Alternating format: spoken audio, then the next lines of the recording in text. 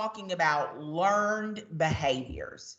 Yesterday, remember, we spent some time talking about inherited behaviors. Today, we're going to start talking about behaviors that you have to be taught how to do. You may need to have your colors out today as we're going to be learning some new words that maybe if you're a really good reader, you've seen these words before in books. If you don't read very well, you probably haven't seen these words very often. So we'll be learning them some today. So let's go ahead and get started. Miss Neville's going to share her screen with you.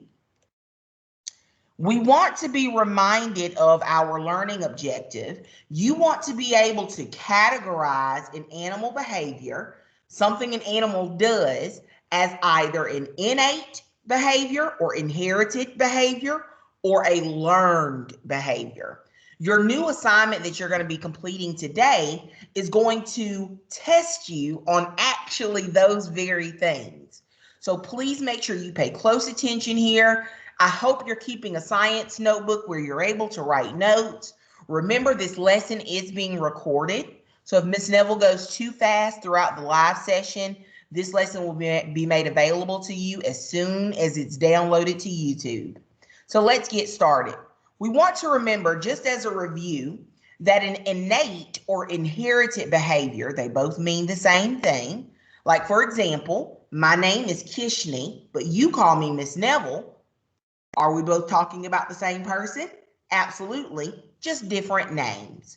So with an innate or inherited behavior, they're both referring to behaviors, things that an animal does from birth that it doesn't have to be taught how to do. So an innate behavior is passed from parents to offspring. For example, we looked at the ability to swim for whales and fish. Because they are aquatic, oceanic animals, they are able to fish and swim naturally from birth. That's not true for us. We're land animals, so we have to be taught how to swim. We talked about crying, swallowing, blinking, breathing. All of those are examples of innate, inherited behaviors. Today, we're going to focus on learned behaviors. Please, if you would, in your notes, write down learned behaviors and the question, what is a learned behavior? Please do that now.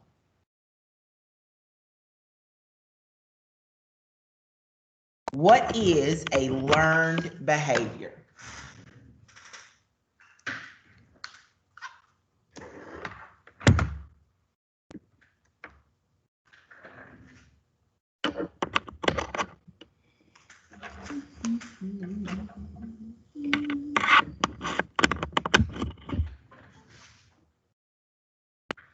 It's important for us to know that a learned behavior is a behavior that must be taught.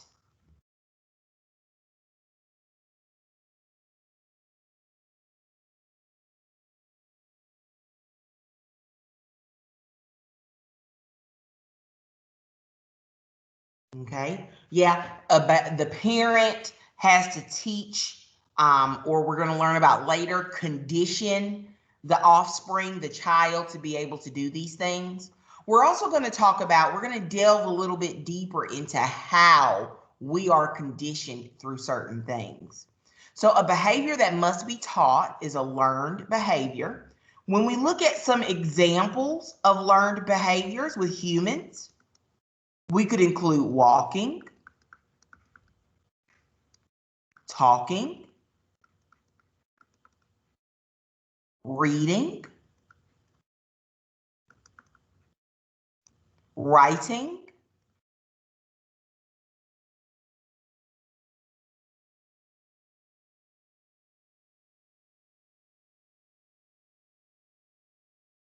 and I'm sure swimming, of course, swimming for us. And I'm sure you could name a lot more, and feel free to list those if you have some extra time today during the live session. When we're talking about learned behaviors, it's important for us to talk about imprinting. Please write that black word there in your notes, imprinting. It's important for us to know that imprinting, the best example of imprinting is ducklings,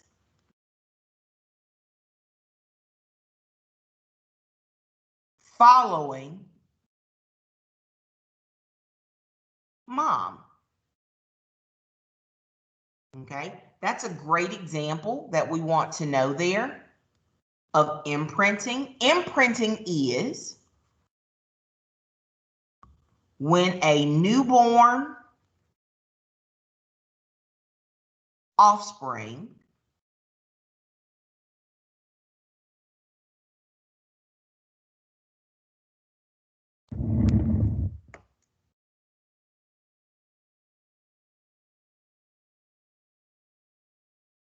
copies the movements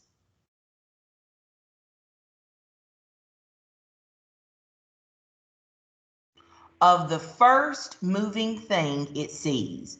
And the first moving thing that offspring is usually going to see is its mother, okay?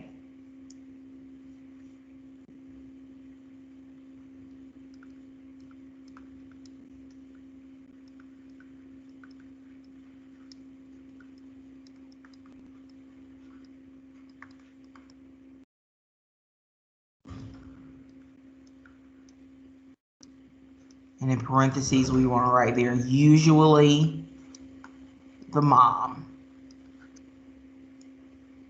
Please take some time to finish writing this down.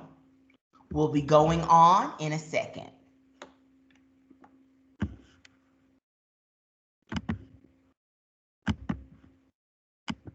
Remember, if Miss Neville goes too fast for you, this lesson has been recorded or is being recorded. So you can go back and watch it if you need to.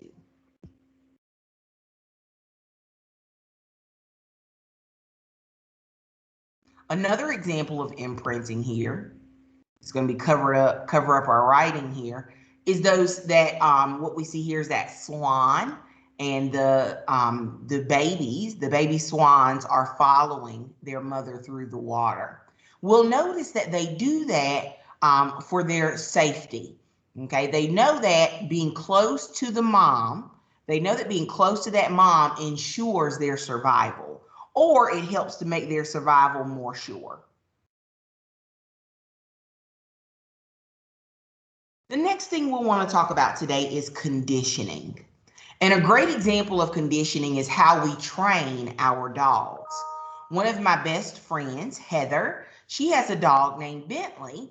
And while I don't like Bentley, because Bentley always jumps on me and growls at me and wants me to talk to it, and I don't want to, she does a really good job with Bentley. She'll say sit, she'll say stay, and Bentley listens. Bentley's also conditioned to know that if it goes outside, because I'm at their house, that when it scratches on the door, it's ready to come in.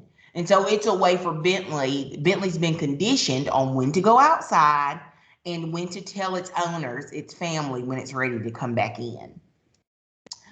And that's a great example of conditioning. It's important for us to know that conditioning is the training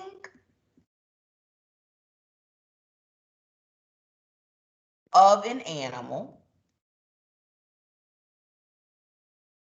to show, or look at the new word I'm using here, exhibit certain behaviors. Now, if we read a lot of books, a lot of magazines, it's important, we probably know that that word exhibit is just another word for show.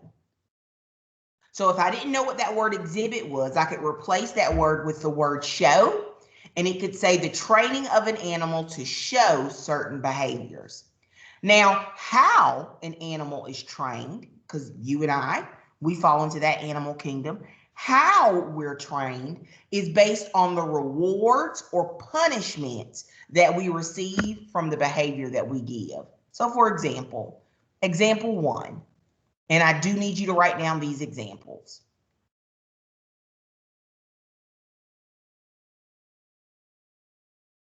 Example 1, touching a hot stove. You know that toddler or a young child usually only have to do that behavior one time to realize, I don't need to do that again. That's because of the punishment they receive. So let's look at it this way.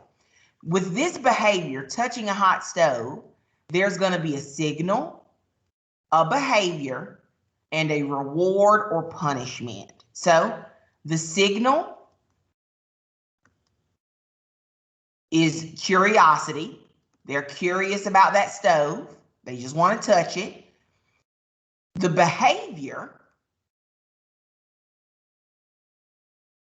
is touching that hot stove. Please write this down. And the punishment they'll receive, is being burned and hurt. So it's important for us to know that when we get punished from doing a behavior, that lessens or weakens the probability that we'll possibly do that behavior again. How many times, if you're a good kid, I know of a little girl who one time when she was about 4, her mama made cookies and the cookie was broken. And she just had a 4-year-old tantrum about that cookie. She did not want to eat that broken cookie. And so she started screaming at her mom, I don't want to eat that cookie. I don't want to eat that cookie. And the mom sent the little girl to her room and she didn't get to eat that cookie. When the little girl came back out of the room, she was sad and she apologized to her mommy. And she said, Mommy, can I have a cookie? Do you want to guess what cookie she ate? Yes, that broken cookie that she threw that tantrum about at the very beginning. That little girl was able to see that because of that behavior of throwing a tantrum, she received a punishment.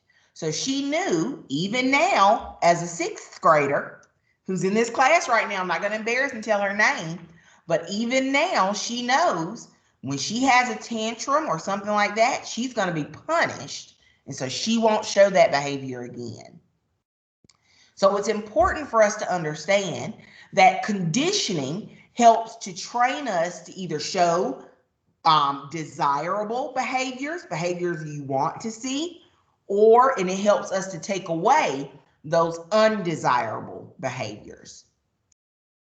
So today, when you're completing your assignment, I'll give you a second to finish writing that down. If you've not finished,